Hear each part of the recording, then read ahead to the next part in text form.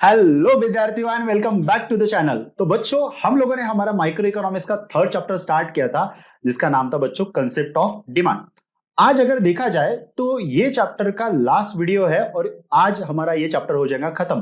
तो मैं आप लोगों को सिंपल बोलना चाहता हूं कि प्रीवियस दो वीडियो अगर आप लोग देख के नहीं आए तो वो पे सबसे पहले देख के आइए, तभी आपको आज का टॉपिक समझ में आएगा। तो चलिए बच्चों, आज का हमारा लास्ट टॉपिक शुरू करते हैं। तो बच्चों, टॉपिक है change in quantity demand versus changing demand. अब डिमांड और क्वांटिटी डिमांड में हम लोगों ने फर्स्ट वीडियो में ही देखा था कि इन दोनों में क्या फर्क है। एक बार क्विकली रिवाइज कर लेते। देखो, demand refers to a relationship between price and quantity demand shows that the whole demand curve. देखो, डिमांड कब होता है? जब कभी भी किसी भी चीज का डिजायर, परचेसिंग पावर और विलिंगनेस होता है, तब होता है उसका डिमांड। एक ऐसा प्रोडक्ट जो पर्सन कोई भी प्राइस में खरीदने के तैयार है, तब उसको हम लोग बोलते हैं डिमांड।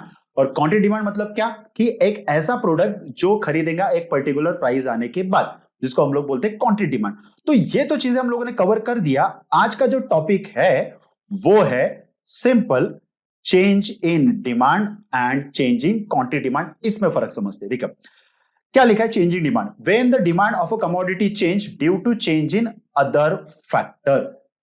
और चेंजिंग क्वांटिटी डिमांड में क्या लिखा है? When the demand of commodity change due to change in its own price. मतलब क्या हुआ?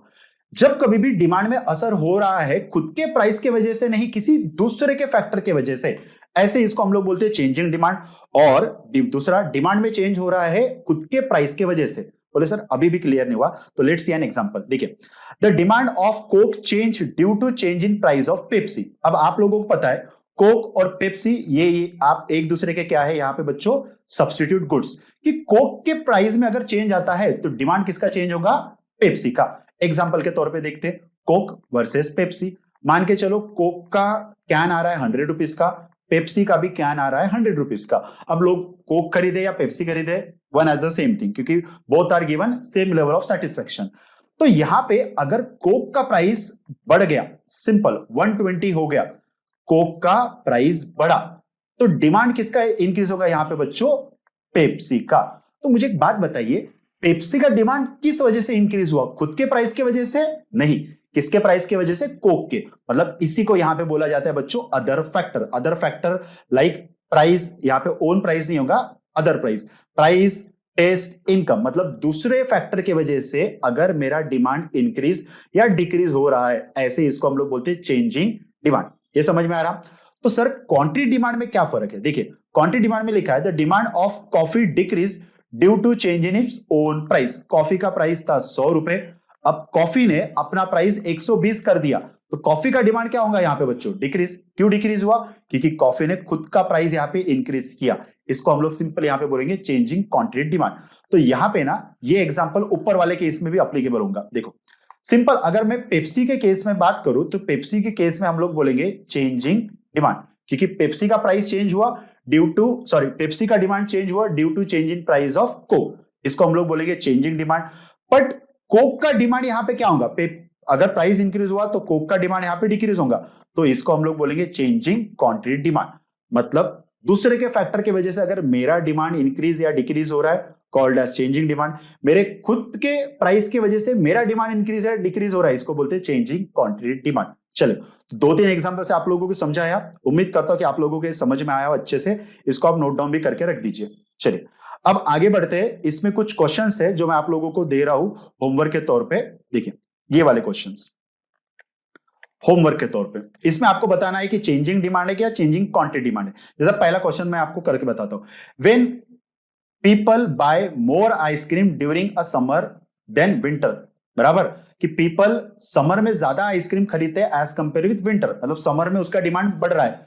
क्यों? क्योंकि उसका जो सीजन है, मतलब यहां पे सिंपल डिमांड में उसका चेंज क्यों हो रहा है? सीजन की वजह से या खुद के प्राइस की वजह से? यहां पे सिंपल हम लोग बोलेंगे चेंजिंग डिमांड। और दूसरे के प्राइस की वजह से डिमांड में चेंज हो रहा है, तो सॉरी, खुद के प्राइस की वजह से अगर चेंज हो रहा है तो क्वांटिटी डिमांड। चलिए अब थोड़ा सा आगे बढ़ते इसको, जस्ट अ मिनट। ओके, बहुत सिंपल टॉपिक है। टॉपिक का नाम है movement of demand curve. Important, expansion of demand, contraction of demand. अब बच्चों एक्सपेंशन का मतलब क्या होता है? डिमांड इंक्रीज होना, और कॉन्ट्रैक्शन का मतलब क्या होता है? डिमांड डिक्रीज होना। ये तो हमको समझता है। और लॉ ऑफ डिमांड हम लोग को क्या बताता है? There is a inverse relationship between price and demand. तो यहां पे बच्चों लिखा है एक्सपेंशन इन डिमांड, मतलब डिमांड क्या हो रहा है बच्चों? इंक्रीज। तो डिमांड इंक्रीज हुआ, इसका सिंपल मतलब क्या हुआ? यहां पे प्राइस क्या होगा? डिक्रीज। तो जब कभी भी ये सिचुएशन आती है, price decrease and demand increase, ऐसे इसको हम लोग बोलते हैं एक्सपेंशन इन डिमांड। देखो क्या लिखा, देखिए, the quantity demand falls due to change in price. Simple कि भैया प्राइस डिक्रीज होने की वजह से डिमांड इंक्रीज होगा, इसको हम लोग बोलते हैं चेंज, एक्सपेंशन ऑफ डिमांड। देखिए यहां पे आप देख सकते हैं प्राइस डिक्रीज हुआ तो डिमांड क्या हो रहा? इंक्रीज। अब यहां पे अगर आप इसको ग्राफिकली रिप्रेजेंट करोगे ना बच्चों, तो यहां पे जो कर्व बनता है ना, वो बनता है डाउनवर्ड स्लोपिंग। आप बना के देख लेना इसको, ये होमवर्क के तौर पे मैं दे रहा हूं आप लोगों को। और इसी को also known as extension of demand या इंक्रीजिंग क्वांटिटी डिमांड भी बोलते हैं। ये भी आप ध्यान में रखिए। नेक्स्ट है कॉन्ट्रैक्शन ऑफ डिमांड। अब कॉन्ट्रैक्शन का मतलब क्या होता है? कम होना। तो सिंपल, डिमांड यहां पे है कम हो रही। डिमांड कम कब होती है? जब प्राइस क्या होता है उसका? Increase.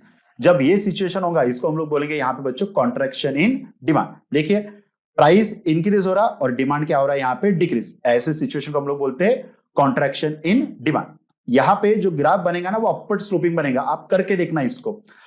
Also known as decrease in quantity demand. Basic difference ध्यान में रखना, expansion of demand, demand increase हो रहा है मतलब प्राइस डिक्रीज हो रहा, और कॉन्ट्रैक्शन डिमांड मतलब डिमांड कम हो रहा मतलब प्राइस इंक्रीज हो रहा। ये सिंपल डिफरेंस है एक्सपेंशन एंड कॉन्ट्रैक्शन में। चलिए यहां पे ग्राफ भी है, ये भी आप ग्राफ देख सकते हो। चलो नेक्स्ट हम लोग देखते हैं लास्ट टॉपिक, जिसका नाम है चेंजिंग डिमांड और शिफ्टिंग डिमांड। अब इंक्रीजिंग डिमांड, अब इंक्रीजिंग डिमांड में क्या हो रहा है बच्चों की प्राइस में कोई चेंज नहीं आ रहा है, सिर्फ डिमांड इंक्रीज हो रहा है।